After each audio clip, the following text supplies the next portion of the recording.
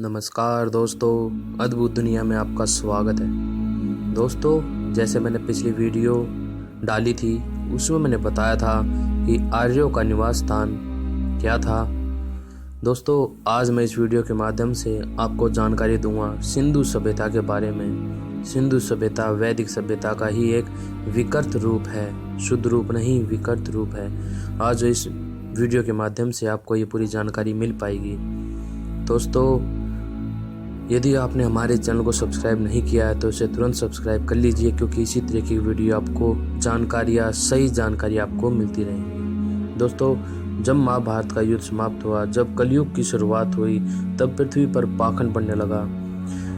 ईश्वर को छोड़ पाषाण आदि मूर्तियों की पूजा शुरू हुई, क्योंकि जो शुरू में आर्य लोग थे, वैदिक लोग थे, वो पाषाण आदि मूर्तियों की पूजा नहीं किया करते थे। वो शुद्ध रूप में ईश्वर की उपासना करते थे, जैसे कि श्री राम और श्री कृष्ण जी करते थे। महाभारत युद्ध में दोस्तों 66 करोड़ लोग मारे गए थे। आपको आश्चर्य होगा इतने लोगों के मरने का, लेकिन ये सही बात है। 66 करोड़ लोग इस युद्ध में मारे गए थे। इतनी संख्या में मारे गए लोगों के बाद में स्त्रियां दूषित हो गई। परिणाम स्वरूप वर्ण संकर मानव सभ्यता ने जन्म लिया। अतः सिंधु जो घाटी की सभ्यता थी, वर्ण संकर लोगों की वैदिक सभ्यता का ही विकृत रूप है। सिंधु घाटी के निर्माता दोस्तों आर्य ही थे, लेकिन शुद्ध वैदिक ना होकर वर्ण संकर। इस विषय पर कुछ प्रमाण मैं आपको देता हूँ। दोस्तों, उस समय काफी कुछ बदल चुका था महाभारत युद्ध के बाद में, क्योंकि उसमें काफी ऋषि मुनि और काफी सज्जन व्यक्ति, काफी अच्छे व्यक्ति जो कि प्रचार करते थे वैदिक धर्म का, काफी व्यक्ति मारे गए। तो उसके बाद में सब कुछ विकृत होता गया। एक बात याद रखना दोस्तों, जब समाज को चलाने वाला कोई नहीं रहता, यदि वो खत्म हो जाते हैं, नष्ट हो जाते हैं, तो उस सभ्यता का अंत नजदीक ही होता है। वो देश जल्दी नहीं टिक सकता। दोस्तों, कुछ प्रमाण मैं आपको देता हूँ, जैसे पशुपति की पूजा। दोस्तों, ये सभी मानते हैं कि पशुपति की पूजा सिंधु घाटी सभ्यता के लोग करते थे। खुदाई में शिव और दुर्गा की मूर्तियां भी मिली हैं और अनेकों शिवलिंग पाए गए हैं। हिंदुओं को छोड़कर शिवलिंग की पूजा और कोई नहीं करता। दूसरा तथ्य दोस्तों, यज्ञ और हवन। दोस्तों, ये सभी मानते हैं कि ऋग्वेद काल में कोई बलि प्रथा प्रचलन में नहीं थी। जिस प्रकार कुछ विधर्मी, कुछ दुष्ट व्यक्ति कहते हैं कि ऋग्वेद में, हमारे वेदों में पशु बलि का विधान है, जबकि ऐसा नहीं है। ये लोग जानते किस आधार पर कहते हैं? ये लोग इस आधार पर कहते हैं कि एक मैक्स मूलर और कुछ अंग्रेज दूषित विचारधारा के व्यक्ति थे। उन्होंने ट्रांसलेशन करने की कोशिश करी वेदों को, लेकिन वो ट्रांसलेशन नहीं कर सकते। दोस्तों, जैसे कि मैं अपनी पिछली कई वीडियो में बता चुका हूँ कि वेदों की व्याख्या सिर्फ वही व्यक्ति कर सकता है जो समाधिस्थ योगी हो। मात्र यदि आप संस्कृत के खूब विद्वान हैं, तब भी आप उसका शुद्ध रूप में कभी भी व्याख्या नहीं कर पाएंगे। यदि आप योगी या समाधिस्थ अध्यात्म को साथ में लेकर चलते हैं और संस्कृत के महाज्ञानी हैं, तो ही आप वेदों का जो है ट्रांसलेशन कर सकते हैं। दोस्तों, मैक्स मूलर और दूसरे पश्चिमी जो विद्वान थे वो ऐसे नहीं थे। ना तो वो आध्यात्मिक थे, ना ही वो समाधिस्थ योगी थे। वो मात्र जिज्ञासावश, क्योंकि हमारे वेदों में ऐसी ऐसी टेक्नोलॉजी भरी हुई थी जिनको जानने के लिए उन लोगों ने संस्कृत सीखनी शुरू की, लेकिन उन्होंने अर्थ का अनर्थ कर दिया, कुछ का कुछ लिख दिया। तो दोस्तों, हमारे ऋग्वेद में, यजुर्वेद, सामवेद, अथर्ववेद, किसी में भी कोई भी पशु बलि का विधान नहीं है। और यज्ञ हवन के कुंड भी सिंधु सभ्यता घाटी में पाए गए हैं। और इसी बात से सिद्ध होता है कि सिर्फ आर्य लोग ही हवन यज्ञ करते थे। और अब उसको विकृत रूप किस प्रकार दिया गया वहां पर, जैसे कि मैंने बता चुका हूँ, 66 करोड़ व्यक्ति महाभारत युद्ध में मारे गए थे। उसके बाद में विकृति फैलती चली गई, जिसमें कि बलि प्रथाओं का भी प्रचलन चालू हो गया।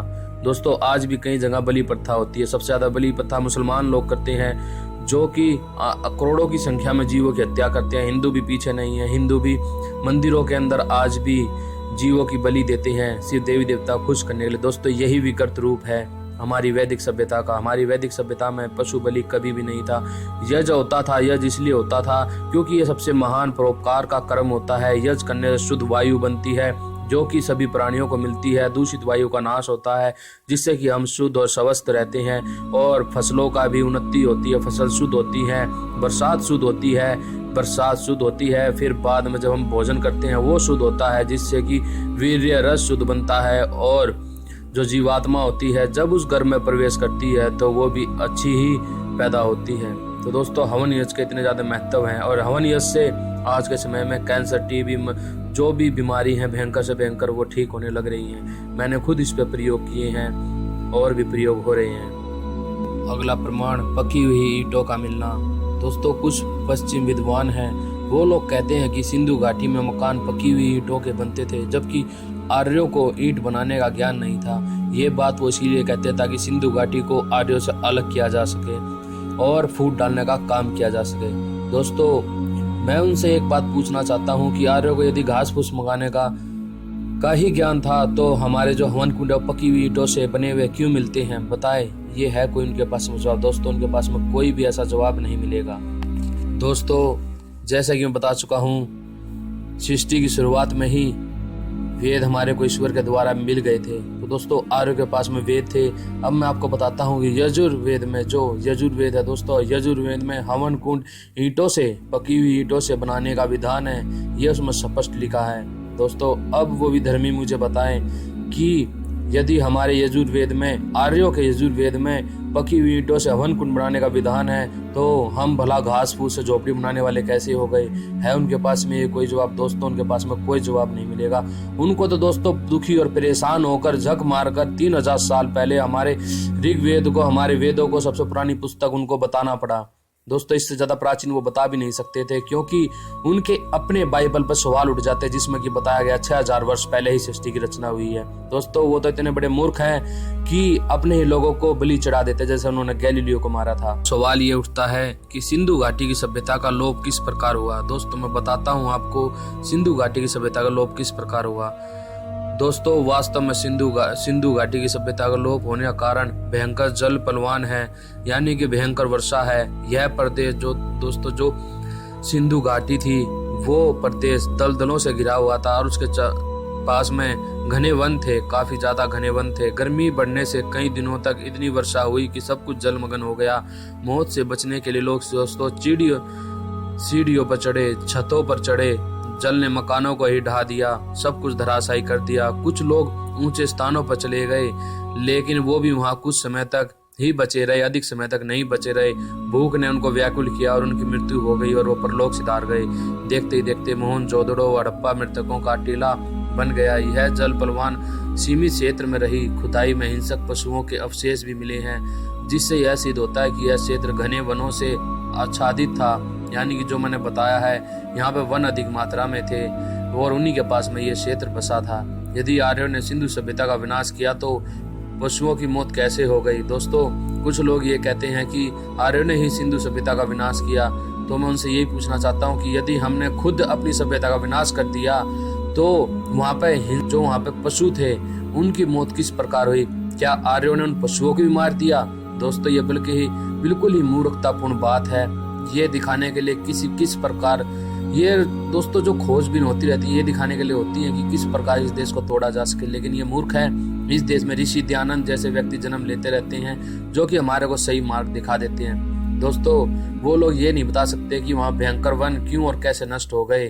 प्रकृति प्रेमी आर्य वनों को कैसे नष्ट कर सकते हैं? दोस्तों मैं आपको बता देता हूँ, आर्य शब्द होता क्या? आर्य का मतलब वो श्रेष्ठ आचरण करने वाला व्यक्ति है जो प्रकृति को अपना घर समझे, प्रकृति को कभी भी नष्ट ना करे, ईश्वर को सदा उपासना करे, योग बल रखे और उपासक हो ईश्वर का, सच्चा कार्य करे, हवन यज्ञ करे, परोपकार कार्य करे, किसी जीव की हत्या ना करे, अकारण किसी जीव की हत्या ना करे, सिर्फ और सिर्फ दुष्ट पापियों का संहार करे, उसको आर्य कहते हैं। दोस्तों तो आर्य भला इन वनों को किस प्रकार नष्ट कर सकते थे जो कि खुद वनों को बचाने का कार्य करते रहे हैं। मैंने आपको सिंधु सभ्यता के बारे में काफी सारे प्रमाण दिए, काफी सारी जानकारियां दी। उम्मीद करता हूं कि आपके कई सवालों के जवाब आपको मिल गए होंगे।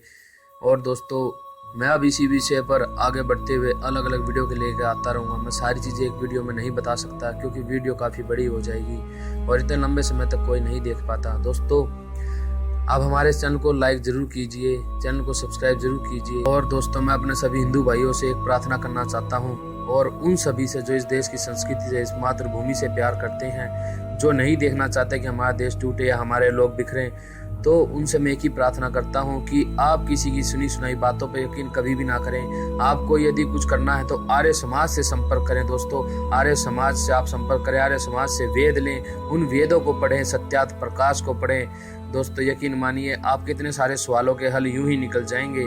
आप किसी से भी कुछ पूछने की जिज्ञासा उत्पन्न नहीं कर पाएंगे। आपके सवाल खुद ही आपको उन पुस्तकों से मिल जाएंगे। यदि फिर भी नहीं मिल पाते हैं तो आप आर्य विद्वानों से मिलें, वो आपकी शंका का समाधान करेंगे। दोस्तों मैं उम्मीद करता हूं कि आपको ये वीडियो पसंद आई होगी।